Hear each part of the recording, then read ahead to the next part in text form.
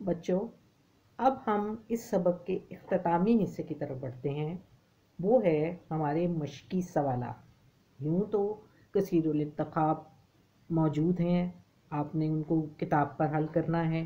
इसके अलावा जो कॉलम मिलाना है वो भी आपने किताब पर मौजूद है, वो कोई मुश्किल नहीं है, आप देख सकते हैं।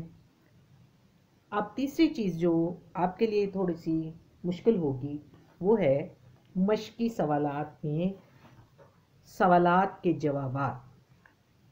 अब हम उसकी बात करते हैं, तो ये बात याद रखें, सबसे पहले जब भी मश्की सवालात देखे जाते हैं तो उसका सवाल पढ़ते हुए ध्यान देना है कि आया सवाल मुख्तसर हैं या कि मुफस्सल।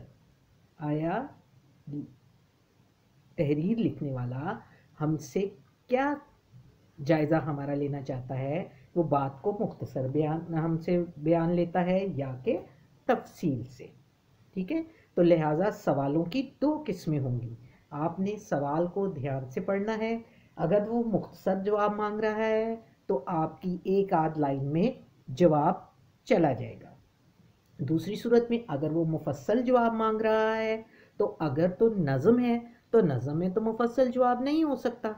तो उसमें उसका मतलब क्या है कि यहाँ पर हम अपने मुशाहिदे का इस्तेमाल करेंगे। जो नज़म हमने पढ़ी है उसका मरकज़ी ख़्याल भी हमारी नज़र में है, उसका ख़ुलासा भी हमारी नज़र में है, और ये तमाम चीज़ें जो हमने बयान, उसकी तशरीह भी हमने कर ली है, और ये तमाम चीज़ें जो है हमारे मुशाहिदे में आ गई हैं कि इसमें शायर इस नज़म में क्या कहता है।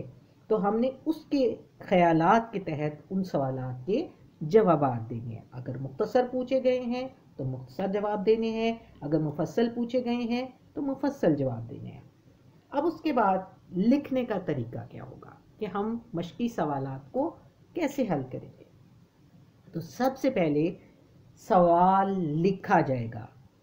ऐसे नहीं होता कि सवाल लिखा ही ना जाए और नीचे से जवाब स्टार्ट हो जाए, ये तरीका गलत है।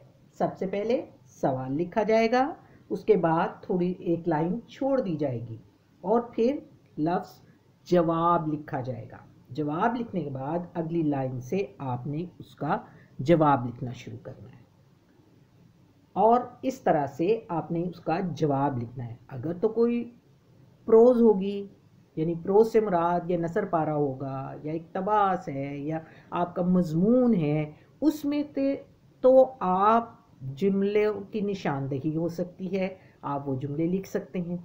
लेकिन नज़म में ऐसा नहीं होता, उसमें आपने अपने मुशाहिदे का इस्तेमाल करके उसका जवाब देना है। अगर मुफस्सल है तो मुफस्सल जवाब दीजिए, अगर मुख्तसर है तो मुख्तसर जवाब दीजिए। और ये बात याद रखें कि हर सवाल के आखिर में इख्तितामी लाइन ज़रूर लगाई जाएगी। इख्तितामी लाइन लगेगी तो इसका मतलब है यहाँ पर इस सवाल का जवाब ख़त्म हो गया है। आपकी आसानी के लिए मैंने कुछ सवालात, आपकी मश्की सवालात बना दिए हैं जो आपके डिस्क्रिप्शन बॉक्स में भेज दिए जाएंगे, जहां से आप देखकर उसी तरह से आपने अपनी कापियों पर काम करना है। मैं दोबारा से ये बात आपकी याद दहानी में करवा रही हूँ कि ये कराया गया तमाम काम आपने अपने पास रखना है। जितने मुश्किल अल्फाज हैं उनके जुमले बनाने हैं और इनके बारे में ये जो कुछ मैंने बताया है आपने अपनी कापियों पर लिखना है। ये आपके इम्तिहान में शामिल होगा।